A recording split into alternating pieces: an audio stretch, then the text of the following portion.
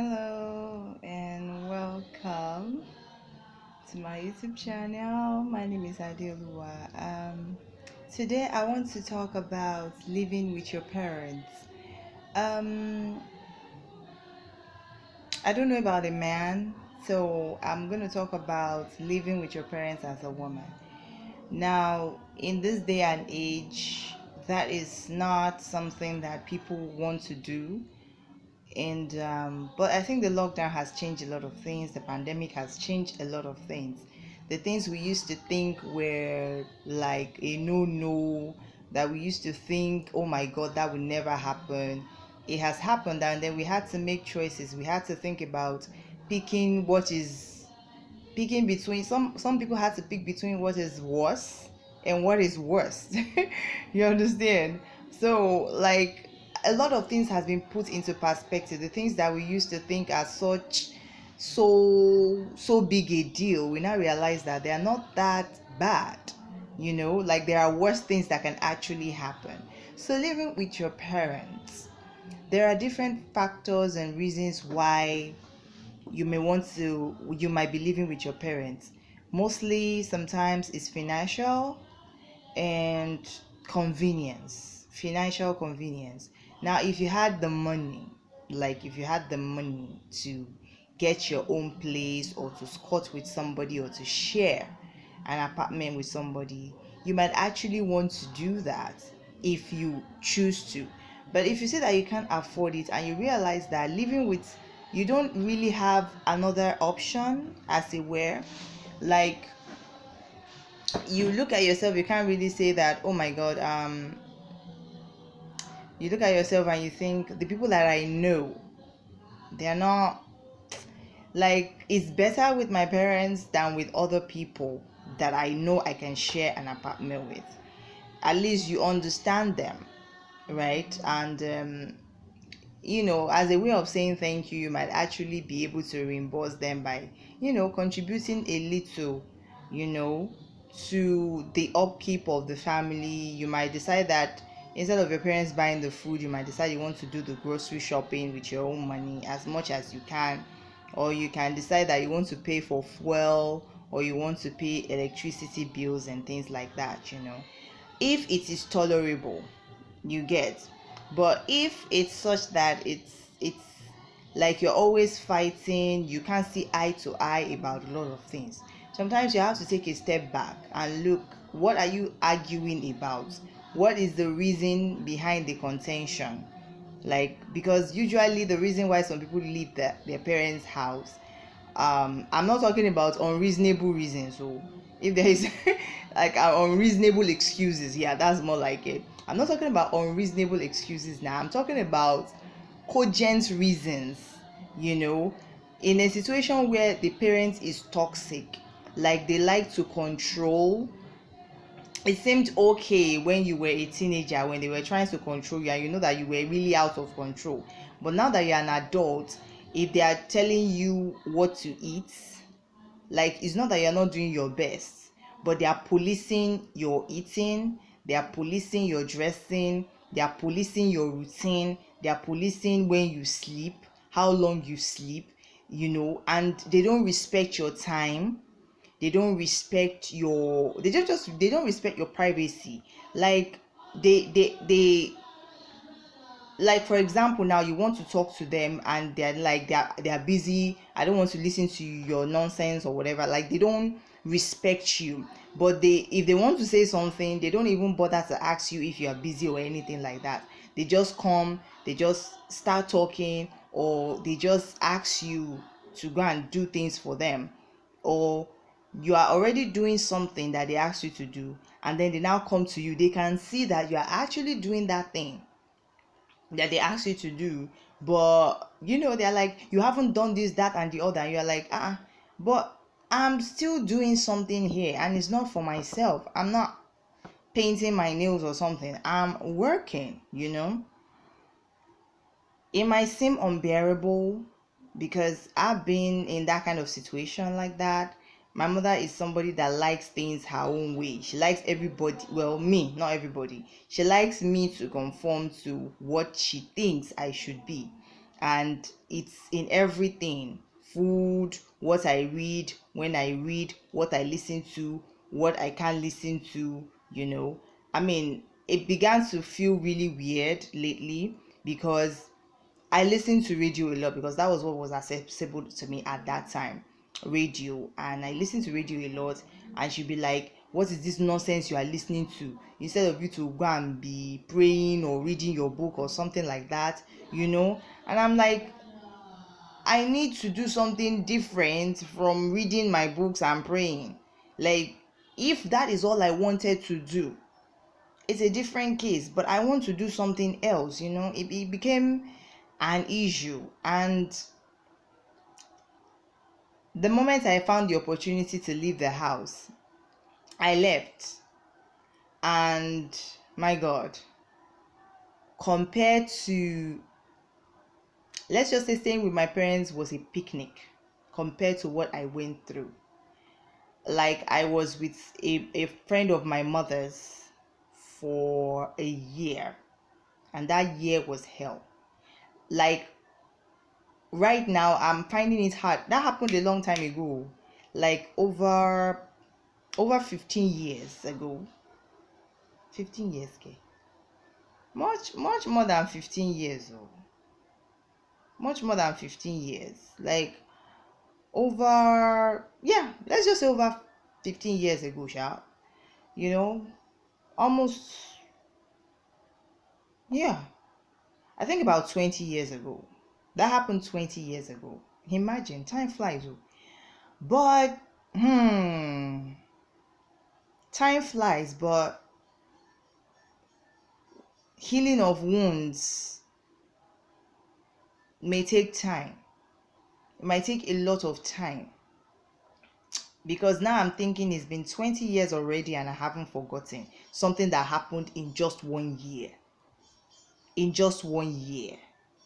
Like, I was bullied, I was oppressed, I was treated unfairly. It was a very terrible time. Like, if her children did the same thing I did, it was okay. But if I did it, she would say very, very hurtful things to me, make assertions to my parents. And at some point my mother told me something. She said, "This is somebody that she respects me. There are some things she cannot say to me, and now because of you, she looks me in the eye and just says whatever it is she wants to say." Now, I'm sure that it must hurt to lose a friend, but I thought to myself, like, I'm not trying to compete with anyone here, but am I not important enough? Like, aren't you looking at the situation and judging it for yourself? Like, no matter, a child should not come between both of you. If a child is coming between both of you, it's because you two already, maybe she was looking for an opportunity to say whatever it is she had to say, but she never found that opportunity. And I was just an excuse to just be rude, because she must have said something really, really hurtful for her to come to me over that. She said a lot of things. If she wasn't saying something, she was punishing me. She encouraged her children that were younger than myself to be rude to me. I mean, I wouldn't take it personal, because that was how they treated everyone else in the house that was not directly her child. I mean, there was an auntie that was way older than me, and she had to stay there. She had to leave. She had to stay there, but she had to leave because it was oppressive. Like, the daughter that she was almost 4 5 years older than, she was just talking to her anyhow, in a way that I can't even dare to speak to her. And she was talking to someone else like that, and the mother saw nothing wrong with that. Like, she didn't care. It was awful. It was awful. I practically ran out of that place, because when I stood up for myself, not against the mother, but against her daughter, Like her daughter would just hit me, out of the blues. And I just snapped that day. And I just said, don't hit me on the head again for no reason. Like, why would you do that? What did I do to you? She was shocked. Everybody who was doing something in the room, they were quiet and were looking like, who is this? Because they didn't think it was. And she was like, she looked at me like, it's me, because she's like, I mean, that me, as in, it's me that you are always afraid of, kind of thing. I'm like, I know it's you. I looked her in the eye like, yeah, I know it's you. Just don't do that again. And then I continued what I was doing. So she went to, her mother was in the other room. She went to her mother's room, and the children sort of stepped out too and followed. That was when I knew that my enemies, they, not me, were in trouble, because they called everyone else except me, and they were there talking for a while. After some time, the mother came out and threatened me. And she told me, she said, the next time I ever do anything to annoy her, whatever that might be anything. No, it might be that I breed or something, or I eat a certain way or something, that she and her children and everybody else will gang up and beat me up. Need I tell you that I was scared? And I said, wow, this is nice, right? So I just listened. I said, okay, you better agree quickly when the numbers are, you understand, more than you.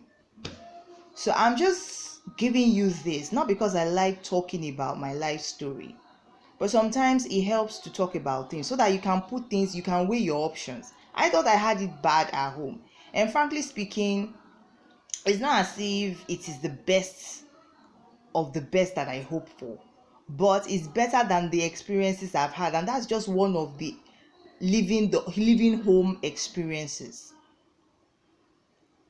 Glory be to God, I was rescued in time, because in my part of the world, in Nigeria, to be quite specific, there are many people who died and their deaths were inconclusive. Is what they call it. Do you understand what I'm saying? Is what they call it. They could have beat the hay out of me and make it seem as if it happened outside. Some people will suspect something. They might even tell my parents about it. But what would they do? Like, go to court? For what? What has happened, right? For the first time in my life, I think I feared for my life. And as if my mother had sensed something, she came the next day, which was rare. She came, it wasn't long. She said that my dad kept saying, look, go and see that child. My dad and I were very, very close. We were very close. And I think he understood to a certain degree that I wasn't wanting to live because of him, but because of my mother's heavy hand on me, so to speak.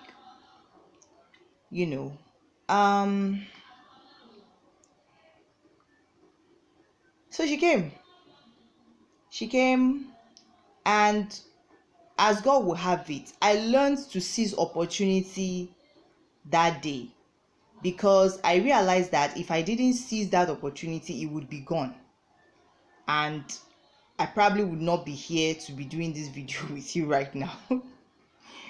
Like, I'm laughing about it, but it wasn't funny at that time. It wasn't funny. It wasn't funny at all.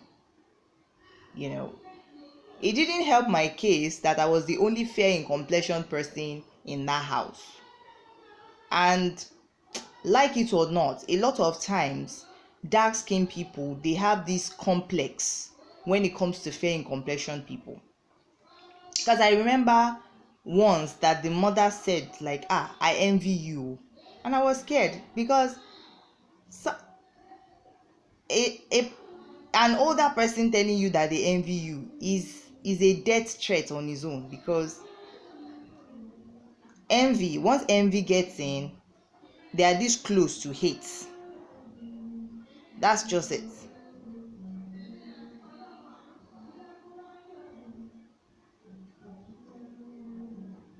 So my mother was going in. I just saw her. I was coming from school and I just saw her. She was already on the street. So I had to yell and call her and then run to catch up with her. I said, Mom, please, I know I've been crazy and all that, and I've not been the best daughter as you expect, but save my life. And I explained everything that happened because I ran. She was almost entering the house. She said, no problem. You know what? Let me go inside first. You wait here.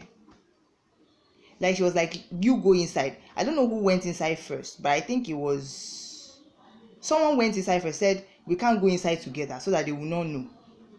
So she must have seen the fear on my face. So I think I went inside first. Can't remember exactly. And the moment I went inside, she started railing. Why are you late? Why are you just coming? This, that. And I didn't dare interrupt her because I already know that she's looking for a reason to pounce on me. So I knew that nothing I said, no matter how legitimate it is, would hold any water. So I just stood there. So as she was just railing and all of that, my mother was coming from behind and she heard everything. She must have been wondering, who is this person? I think what happened confirmed to her what I said. Like, I wasn't exaggerating. And she came in and she was a bit startled, like, you she wasn't expecting my mother to come because that was not the time she usually comes. So she was a bit, so she had to like rally herself, like, look at the time that she was coming, this, that, and she apologized, like, don't mind this child, I don't know what to do with her, like, now that's why I brought her here. Maybe you'll be able to get through to her or something. She did not contradict her or anything like that. And she now told my mom now told her, I had to come. She changed plans. She came for another different issue, but she was like, the father has said I should bring his daughter. Like, I don't understand this thing between father and daughter. Said she asked me to bring her daughter with me. Like, he's not going. I should come back with his daughter. That's how I packed my things, at least some of my things, and went with her that very same day. I'm sure she must have been angry because I know she had plans. And God, saving my life, did not allow those plans to materialize.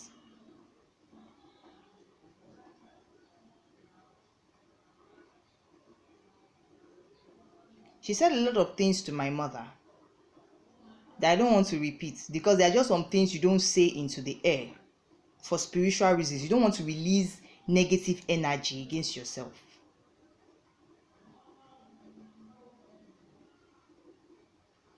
But here is just my experience, and I'm just sharing this so that you understand that the grass is not always green on the other side. I know you've heard that, but it's true. It's true. I've seen it. I've seen worse situations than I'm going through at home. So what I just learned to do is not just to say, well, I've been through worse. I can make it better. I can insist that I have better. But I insist respectfully. That's what I do. I let her know, Mom, please, can you just let me have my choice in this one? What what is the importance of having your way in this issue? I concede in some cases, and in some cases I don't concede. And sometimes I just concede. I just concede. And the whole thing becomes somehow. She now realizes that this whole issue, if we don't do it this child's way, it might be a problem. So she now said, okay, that thing that you said you wanted to do, that I said no, you can't do it. One thing I just know is that I'm not marrying someone who is like my mother. That's just it. I am not marrying someone who is like my mother. I know the talk is usually you're not marrying someone who is like your father if you're a girl. But my mother reminds me a bit of some guys I've heard about. And I'm like, okay, I've had a taste of it. Thank you very much. I want something better in the man I'm going to marry. Well, something different. My mother is, I don't know, I think I just rubbed my mother the wrong way because she's extremely nice to other people's children. All right, I think I've pulled your ears long enough for now. So if you haven't subscribed, if you like this video for any reason, please like, subscribe, and comments. Like, what has been your experience? If you had similar experiences where you were mistreated, maltreated, abused, assaulted, and you might want to share, you want to, you're like, I know how you feel, kind of thing. It's fine. I know I'm not the only one going through it. So if you have been through that, you can share, we can talk, we can, for anyone who's been through what I've been through, you know that no matter how long it is, there are some things you don't forget. It happened about 20 years ago. Please don't ask me for now how old I am. Maybe I will tell you at some other time. But I'm like, 20 years ago I should have forgotten, but not when I felt my life threatened. You don't have that happen often enough. So all right, God has not given us the spirit of fear, but of power, but of love, and of a sound mind. And that is in either 1st or 2nd Timothy chapter 1 verse 7. Forgive me. But God has not given us the spirit of fear, but of power, love, and a sound mind. Somewhere in 1st or 2nd Timothy. Sorry, I had something on fire, so I had to check that before it gets burnt. It's been boiling since. So, a lot of things pulled me through my faith.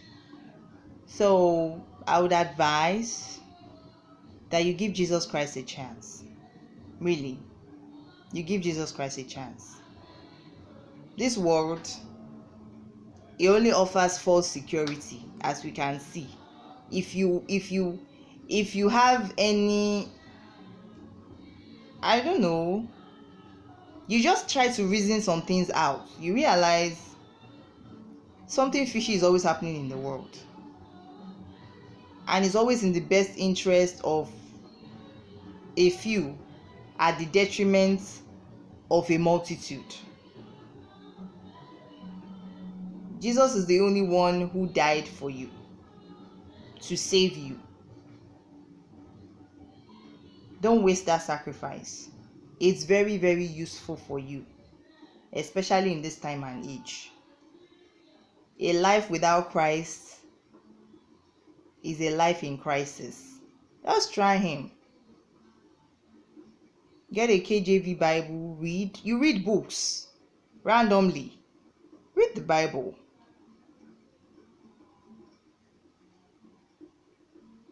I know you might have your conceptions or misconceptions about Christianity, but everything you need to know, we're not doing anything different from the Bible. It's there.